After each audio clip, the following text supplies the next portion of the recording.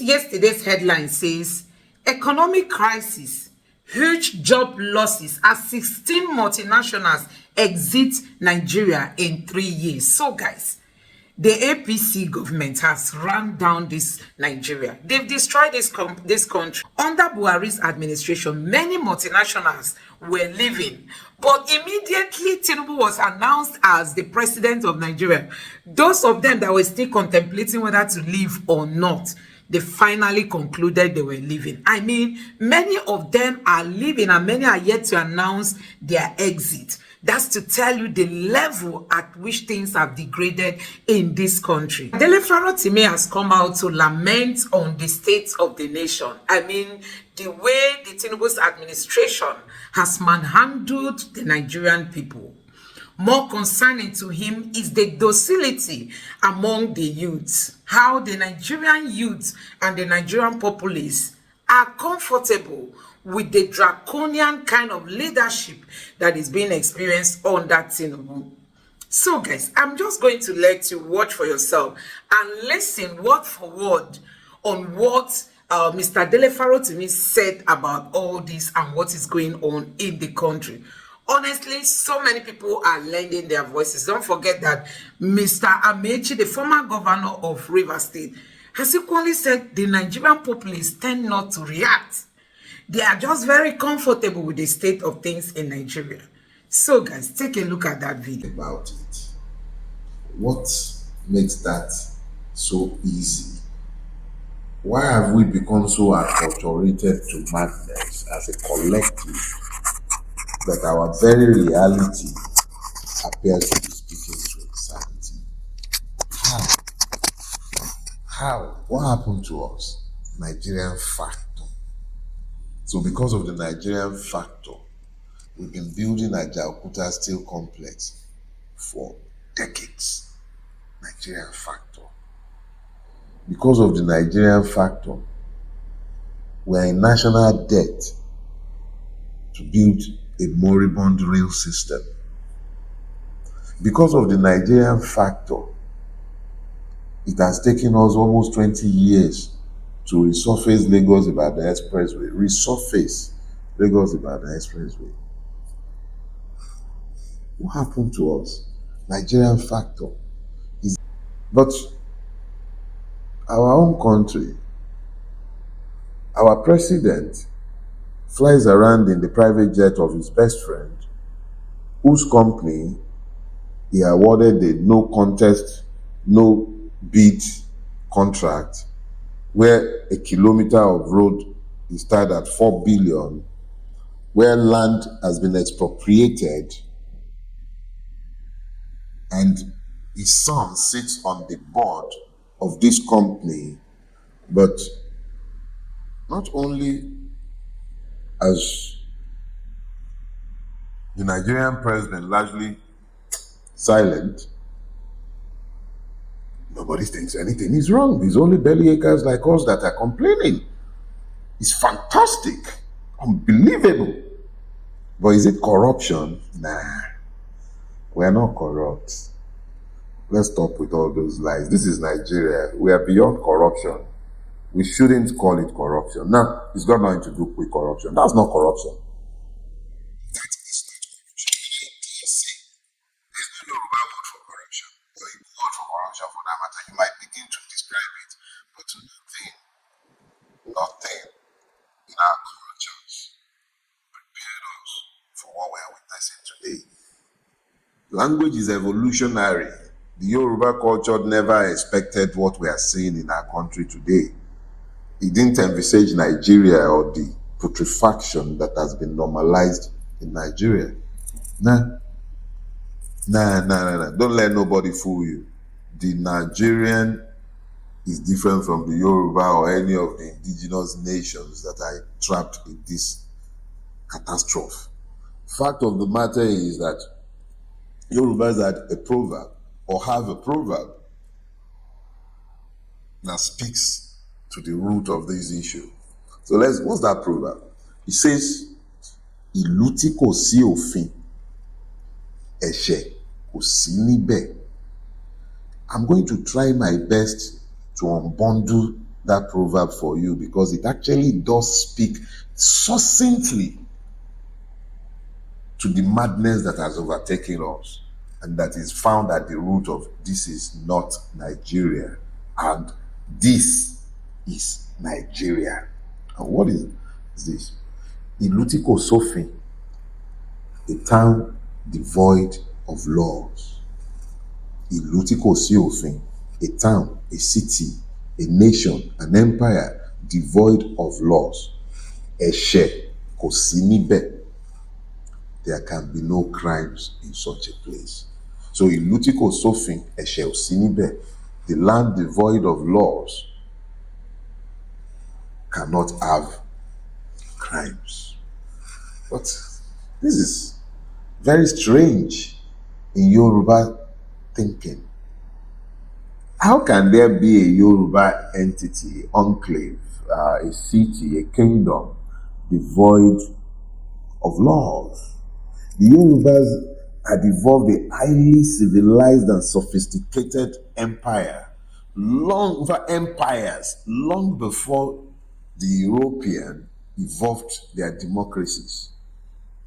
We had developed highly stylized societies with systems of rules, taboos, and laws ingrained deeply into the cultures. We had almost ritualized ways of doing certain things like washing ourselves, eating, the way you keep your palm. They had all kind of taboos which were all ways of strengthening rules. So the Yoruba's consciousness could not have imagined a place devoid of laws. So the Yorubas were not talking about a place without laws. They were actually speaking to a place where the law does not rule. Yorubas would say, Bàbá ń torí ẹrú ṣòfin kárántí ọjọ́ tí ó mọ̀mọ́ ọba tí ó mọ̀mọ́ ìjòyè. If we make laws because of the slaves, we must remember the day when the children of the worthies and kings will be caught by those rules. That will tell you of an egalitarian society where before a law may be said to be law, it must have universal application, which would mean that the same law that will catch the children of the commoners will catch the children of the royals. That was the kind of society that the Yorubas had evolved. So they were not talking about a place devoid of laws. They were talking about a place where the law does not rule. And they did not evolve societies where the law did not rule. They had societies that were governed by laws. Laws governed Yoruba societies. So they were not talking about a place governed by law. But they didn't have Nigeria in contemplation when they were speaking about a place ungoverned by law. But Nigeria is actually the place that they were describing. So Nigeria is not fantastically corrupt, as David Cameron stupidly said. Nah, ignorant man. Or maybe he was just being nice and he didn't want to call out what it was that he could see very clearly in our country. And what is very evident in our country is the complete and total absence of the rule of law. And that is why he wrongly imagined that we as a collective are fantastically corrupt. We are not fantastically corrupt. There are thousands, hundreds of thousands of Nigerians who are languishing in jails, either awaiting trial or have been convicted for crimes that are nowhere near anything as grievous or wicked as the ones that are being committed against them every day by those who purport to rule Nigeria. So we're not fantastically corrupt. It is impunity that has overtaken our land. And this has made madness, abominations normal in the country Nigeria. Not necessarily because the people themselves are like that, but because impunity means that there are no consequences to the actions and inactions of men and women. And in the absence of sanctions, consequences, what has happened is that we have normalized madness in our country. This is Nigeria. And it's okay for us to have almost 20 million children, largely drug addicted and slapping the street without any training, no education, nothing. They have no use to themselves, practically no use to society, giving up, thrown away by the society, walking the street. And in the same country, we're busy appropriating money to buy private jets for men who have private jets for themselves to add up to our presidential fleet.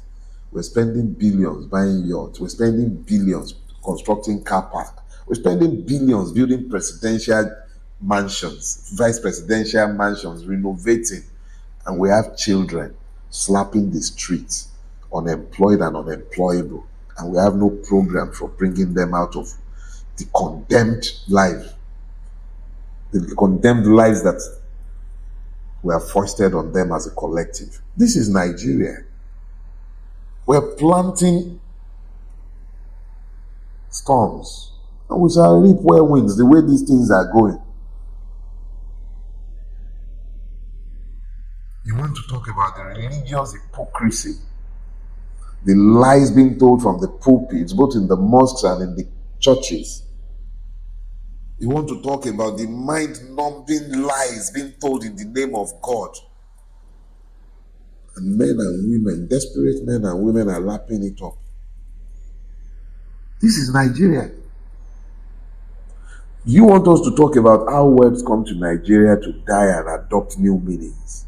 We want to talk about our democracy. A democracy where INEC switches off IREV. That's a democracy. People are running around preparing for off-season elections where a man without shame, Yakubu, is still the one pretending. People are talking about 2027. Yakubu is still sat there. This is Nigeria. Madness has become the norm. National grid is collapsing. Not unlike the way Bulaba himself collapsed the other day when they were celebrating the Democracy Day. Think about it. This is Nigeria. Everybody is on generator now. This is Nigeria. Band A, Band B, Band whatever. This is Nigeria. We have spent more money trying to generate darkness. Sometimes Nigeria, I believe, spent about $16 billion to do what? But this is Nigeria. Nobody has paid for it. Nobody. Nigerians can be Jesuing Charlie because of maybe about 4 or so people who were killed during the attack in France. They can be Jesuing Charlie. But over 200 Nigerians were murdered when the Air Force bombed a refugee camp in Burma. The same week, Nigerians had nothing to say, largely had nothing to say about the people in Burma who just got killed. Refugees already in the land of their own birth.